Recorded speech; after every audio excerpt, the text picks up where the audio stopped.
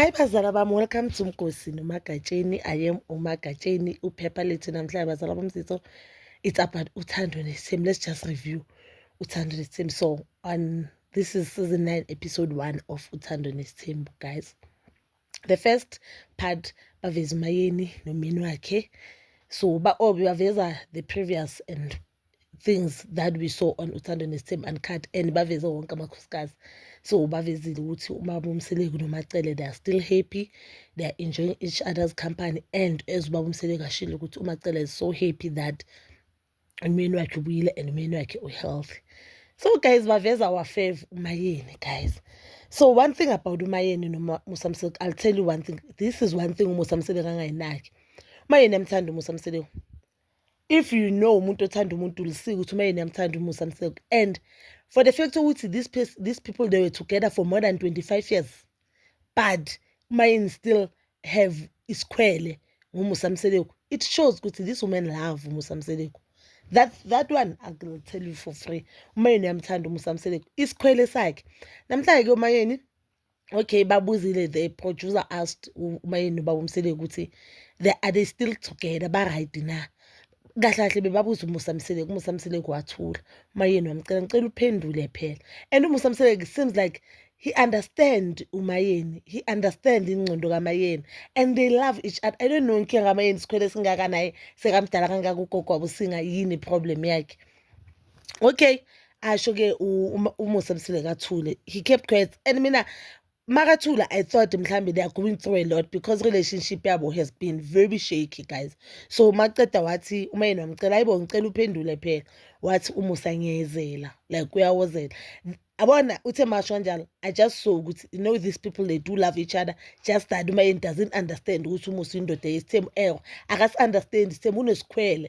uMayeni is deeply in love noMusa Mseleko, and uyafisa ukuthi ngabe bokuye noMusa, just the two of them. Unfortunately for her, uMusa unesithembu, and naye uvumile isithembu. Maybe akasi understand isithembu. I think kumele athole a therapist understand isithembu, or aye kumakhosikazi hlale kakhulu namakhosikazi asesithembini, so that she can understand the system akuyo nobunzima bayo, you understand? Because if you can see mabahamba baya kuma-vacation, uMayeni uba extremely happy as long as around uMusa, uba happy. So mhlawumbe ushayele into leyo ukuthi they have to take turns, and because baningi by 5, that means a week, even though bathi uMusa ucheck every day, but uyela nendoda yakhe once or twice. Luckily weeks is twice nje, a normal week once, which is so sad for her, you understand? Mhlawumbe ngabe bebayithubo kuyoba ngcono ngoba maybe angakwazi ukuthi iviki lonke nomyeni wami kulela viki akekho umyeni wami ngimbona kuphela, yebo ukuthi bangcono. So uMusa wathi ngiyezela. uMayeni ke washo ukuthi awukwazi ukuyezela sowuhleli nami, kumele uthi ukuthi ubavakela Baba uMseleko, kumele uthi uvuke emacandeni, because lento beniyenza kuSami ke sekaqalile ke uyacomplain. You gave uSami ke special treatment, uSami ke usithole la, and uSami ke sekaqedile ngama-diaries wakhe, sekayaphuma kanjani kuyithi abadala and kuyithi esifike ekuqala. We are giving uSami ke a special treatment, yabo uthi we are giving uSami ke a special treatment, while thina sifike ekuqala uSami ke unumber 5 bokumele kugcinene ngenza ama-diaries. And we understand man, namhlanje kuSami, I didn't feel like lezi zinto azishoyo uzikhuluma out of anger or out of hate. No, uyambona nje ukuthi unalento le ukuthi engasuthatha uthando lami solunika omunye umuntu, uthando leli kumele ulinike mina. Ngathi uMseleko naye understand where uMayeni aphuma khona. I think both of them, they need to ukuthi bahambe i-therapist, but i-therapy, but that therapist kumele kube umuntu understand isithembu, and not umuntu ofuna ukuthi indlela isithembu sakhe sihamba ngayo nesakaMusa sohamba ngayo. Kumele understand ukuthi uMusa yenye indoda, uMaseleko uMayeni umunye unkosikazi, you understand? Umunye umuntu, akusilo unkosikazi yena ahleli naye as that person, you understand? Washo kanjalo ke wathi yena she was so complaining about how they gave uSami ke special treatment, why baqale ngoSami ke, while uSami ke unumber 5 bomele bagcina uSami. But indlela bekayisho ngayo, guys, I'm repeating, bakayisho kahle and jokingly. So if I was uSami ke watching the show, I wouldn't get angry or I wouldn't hold grudges because of that, because wombona nje ukuthi ufuna nje indoda yakhe iphendule. And I saw ismile ebusweni bakaMusa, and you see even the vibe change ever ukuthi this is a good vibe, you understand? Then we move to uMakhumalo, which is the wife number 3. Then babuza uMusa kwenzakaleni, are you okay? NoMakhumalo wathi what we saw on uThando Nesithembu uncut, uyena noMakhumalo basesenjalo abakalungi, yena noMakhumalo abakalungisa izinto, and it seems like uba noMakhumalo uthando ngathi luphelile, usho kanjalo.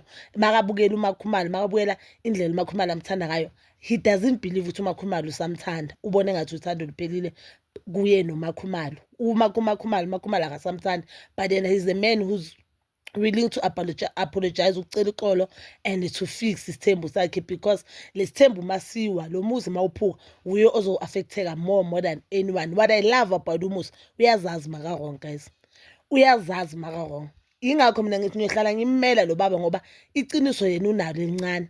Yes, kuba it's not easy guys dealing nabantu abayi-5, bafazi abayi-5 personalities, abafazi nje bona bayi-stress, but 5 ngiyohlala ngimmela lo baba. Unawo amaphutha wakhe njengawo wonke amadoda, kodwa amaphutha wakhe awakho awababi kangako. Udinga nje i-grace and people who understand isithembu ngendlela esingayo. uMangwabe guys, yabona when they say umuntu uyamthanda omunye umuntu, uMangwabe I think uyamthanda uMusa, I feel like uMangwabe uyamthanda uMusa. It's just that uMangwabe yilo muntu lokuthi makafuna ukuthi azwiwe usebenzisa inkani nendelelo, then kubonakala ngathi akasamthanda uMusa. Ufuna ukuthi manje akasasebenzisa uthando, sakasebenzisa inkani, and ethandweni awusebenzisa inkani, usebenzisa uthando. Because remember, we are building here and we are building a family.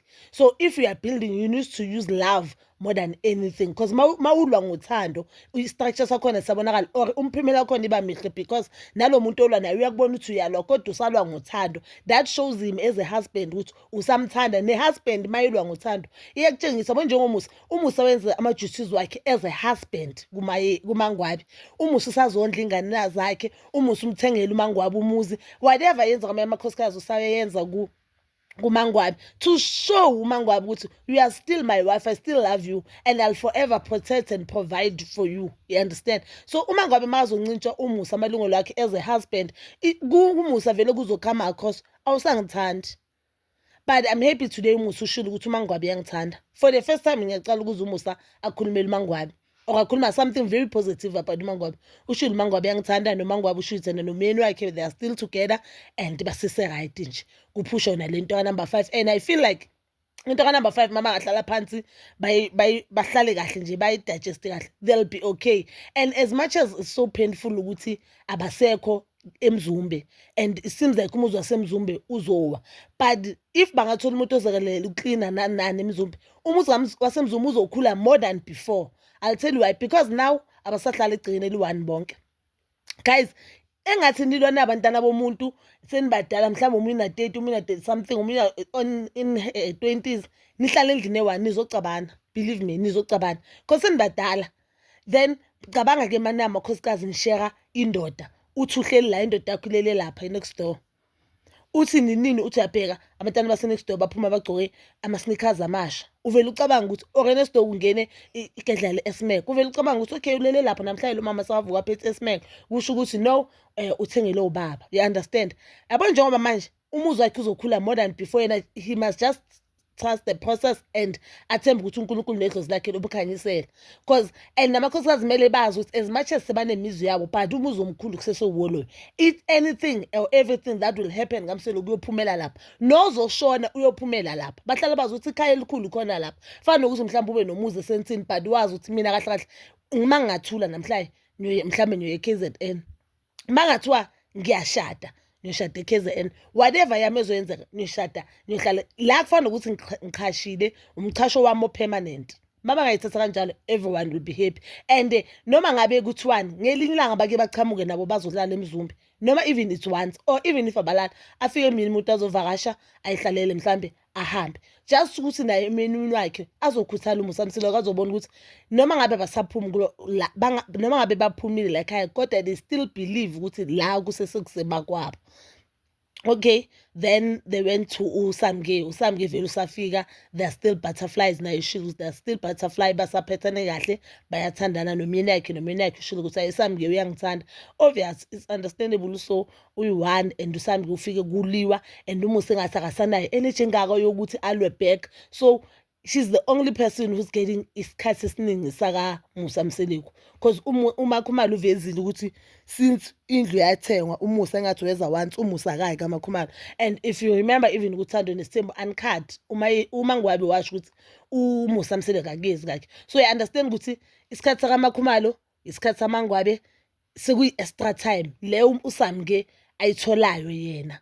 And uSamke if uMusa Mseleku akalali kulezi ndlu ezithengiwe maybe ulala kaMacele phela, we understand ukuthi uspenda more time noSamke. Yabo mase kulunga yonke lento lozosifila isithembu uSamke naye ukuthi isithembu akusipapa nebisi. Isithembu hayi, isithembu akusiwalk in the park. Lento le ifuna isineke, ifuna uthando, ifuna understanding, ifuna inkani, ifuna ukuthi ukhuleke, yazi ifuna uunderstand everything.